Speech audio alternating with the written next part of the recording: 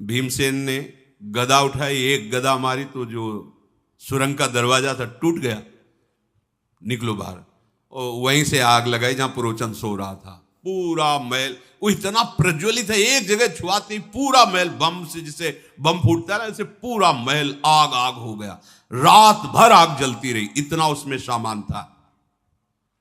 अब तो वारणावत में हाहाकार मच गया, ये क्या हुआ?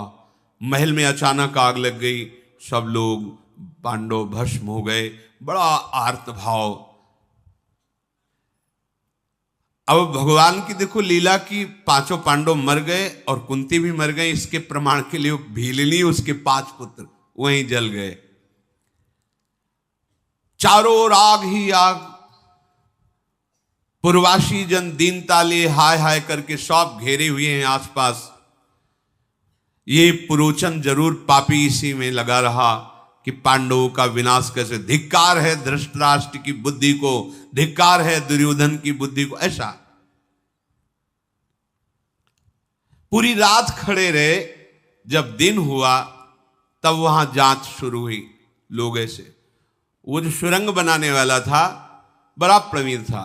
प्रथम गेट से लोग देख रहे हैं कौन जला, वो भाग के वहीं गया जहां सुरंग थी, और सारी आग सब भर के कि सुरंग का नामो निशान न रहे, अपने आदमियों के साथ, और फिर आकर उनके बीच में सम्मिलित हो गया। इधर भय से युक्त तो पांडव हैं, सुरंग से जा रहे हैं, और लंबी सुरंग। जब बाहर निकले सुरंग से तो थक गए, क्योंकि भय भी था और हृदय कि अब ये जब हमारे विनाश के लिए कौरव पक्ष लग गया तो कहां तक हम बचेंगे। कुंती जी बैठ गए, मेरे से चला नहीं जाता, राजमाता है।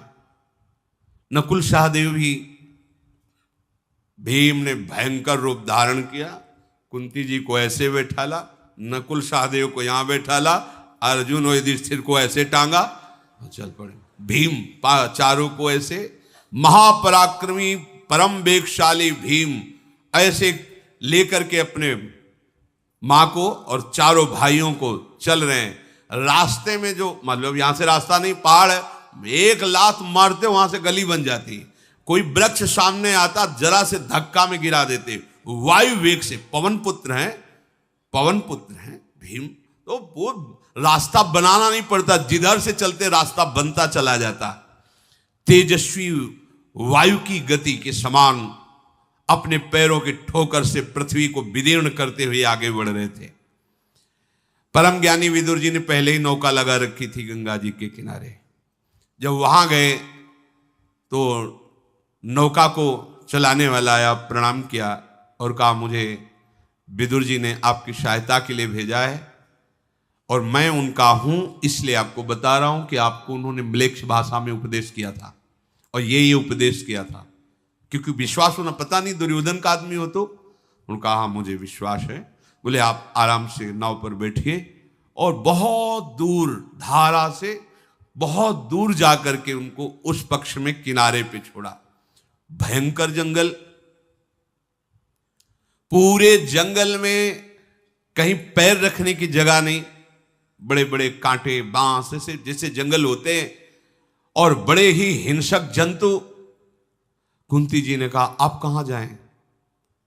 तो भीम जी ने कहा, आपको चिंता करने की जरूरत नहीं मां, कोई भी इस वन में ऐसा पशु नहीं है जो तुम्हारे पुत्रों की तरफ आंख दिखा सके। महाबलशाली भीम जी साथ है। उस नाव में बैठकर से उस जंगल में उतरे। चारों भाइयों ने कहा, इस जंगल में हम प्रवेश ही नहीं कर सकते। भीम ने कहा, वैसे ही बैठो। माता कुंती को ऐसे बैठाला, ऐसे चारों को लिया, बड़े वेग से आगे बढ़े। आगे बढ़ने पर कुंती ने कहा, मैं प्यास से प्राण त्याग रही हूं, बहुत प्यास लगी है, मुझे पानी चाहिए। तो एक विशाल वृक्ष था पीपल का, वहां साफ करके अपने भाइयों को और मां को विराजमान किया और कहा, अर्जुन सावधान रखना, जंगल है, मैं जल की खोज में जाता हूं। एकांत में उनको विराजमान करके और जल की खोज में गए तो सारस की आवाज आ रही थी। तो सोचा ये पक्षी वहीं रहते हैं जहां आसपास जल होता है। वहां समीप गए तो बड़ा निर्मल सरोवर था, जल पिया, अब ले किस में जाए। तो तो अपना ऊपरी चद्दर, अब भीम का चद्दर तो भारी चद्दर हो, उसको गीला किया, क्योंकि चद्दर में पानी थोड़ी रुकेगा, उसको गीला किया तो कम से कम अंजुली अंजुली पीने को मिल जाएगा।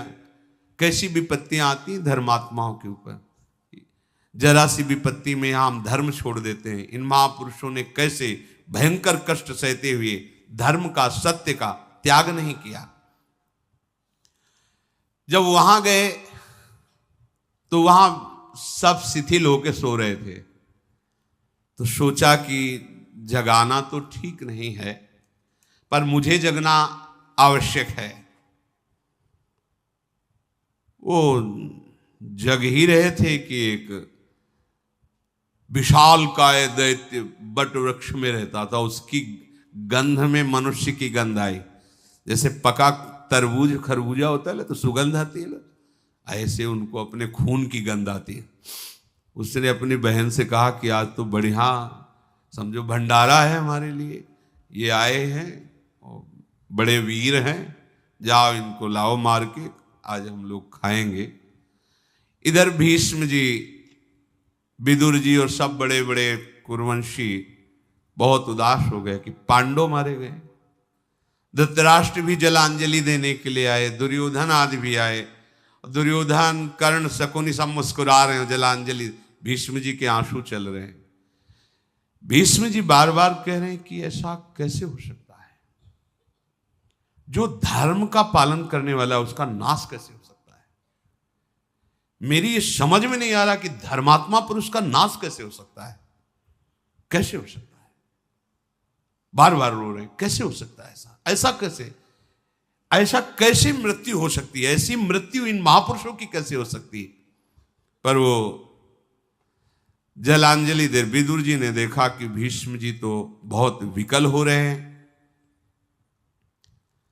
पांडवों को नष्ट कर दे ऐसी काल में ताकत अभी नहीं है, लाक्षागृह में भस्म हो सके ऐसा भाग्य नहीं है पांडवों का, कैसे।